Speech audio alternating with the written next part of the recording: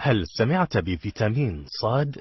إنه عبارة عن صوم، صلاة، صدقة، صبر، صلة رحم، صحبة صالحة، صلاة على النبي.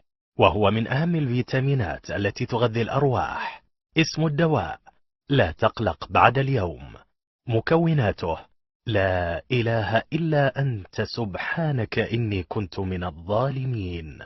طريقة استعماله: في جميع الأوقات، وأفضلها وأنت ساجد. مردوده السريع، فاستجبنا له ونجيناه من الغم وكذلك ننجي المؤمنين.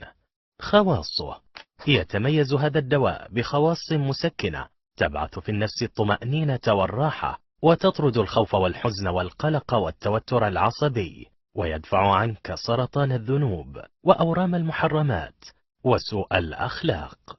دواعي الاستعمال: عند إحساسك بالظلم والقهر والغم ومنغصات الحياة ومهازلها. مدة العلاج: مدى الحياة. جزاك الله خيرا ونفع بك. ملاحظة مهمة: لا تترك هذا الدواء في هاتفك، فهو يوزع مجانا ولا يباع.